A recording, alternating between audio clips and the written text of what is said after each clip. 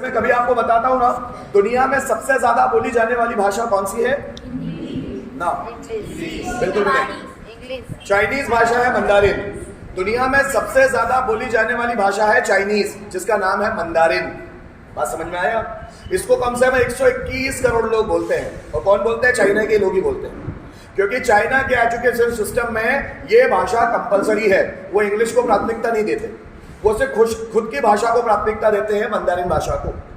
वहां पर MBBS, engineering, MBA, MCA, BBA, कुछ भी ले लो, BCA, वो सब उनकी खुद की भाषा में होते हैं। वो इंग्लिश को प्रायोरिटी देते ही नहीं है। मैंने शायद आपको बातों बातों में बताया भी था कि चाइना हमसे 2 साल बाद आजाद हुआ है।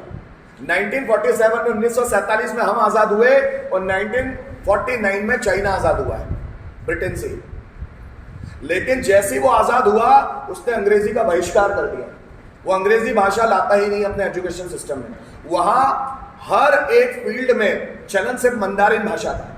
तो दुनिया की सबसे ज्यादा बोली जाने वाली भाषा मंदारिन इसलिए है क्योंकि चाइना को कंपलसरी कर दिया गया है। अगर स्कूल में कोई बच्चा पढ़ रहा है तो उसको मंदारिन लैंग्वेज कंपलसरी है। इंग्लिश आए ना आए चलेगा, मंदारिन आनी चाहिए। समझे आप मेरी बात? जापान में भी यही सिस्टम है। जापान में उनकी लैंग्वेज इस्तेमाल की जाती है जापानीज। इटली में उनकी लैंग्वेज इस्तेमाल की जाती है इटालियन। स्पेन में उनकी भाषा इस्तेमाल की जाती है स्पेनिश।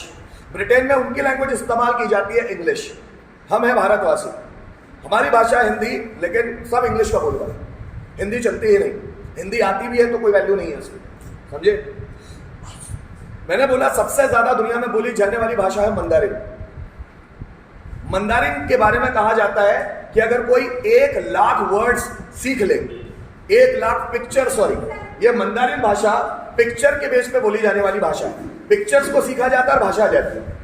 फिर आप बोलेंगे कैसे? तो आप YouTube पर देखिए वो कैसे सीखी जाती है। वो बोलने वाली भाषा नहीं है कि जिसको शब्दों के आधार पर सीखा जाएगा, उसको पिक्चर्स के आधार पर सीखा जाता है।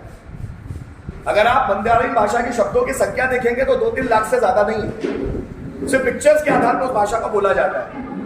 अगर मैं बात करूं हिंदी भाषा की, चलो उससे पहले अंग्रेजी भाषा जो हम सीख रहे हैं, अंग्रेजी भाषा में आज शब्दों की संख्या है लगभग 15 लाख प्लस, लेकिन इसके फंडामेंटल वर्ड्स की संख्या सिर्फ 65,000। ओरिजिनल वर्ड्स इंग्लिश के कितने? सिर्फ 65,000। और इंग्लिश डेवलप हुई है 1200 ईस्वी में डेवलप हुई है।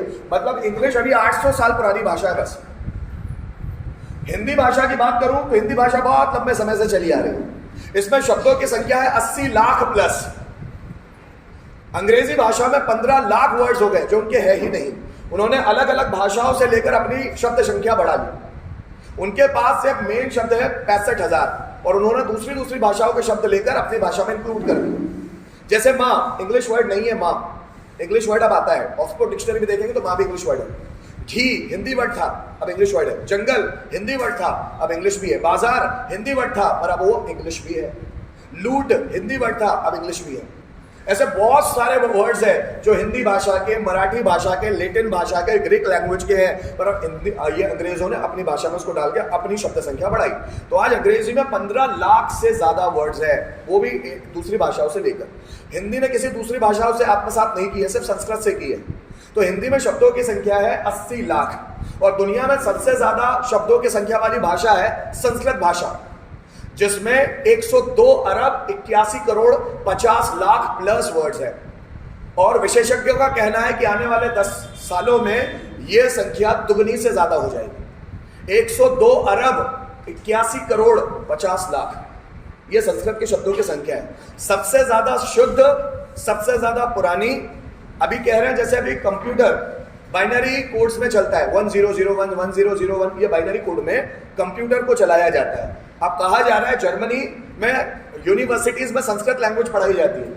अभी जर्मनी, नॉर्वे और सिंगापुर, ये 3 कंट्रीज है जो अपनी अपनी सिटी, अपनी क्या बोलूं मैं, अपने देश में संस्कृत लैंग्वेज पढ़ा रहे हैं। जर्मनी में संस्कृत लैंग्वेज बहुत चल रही है।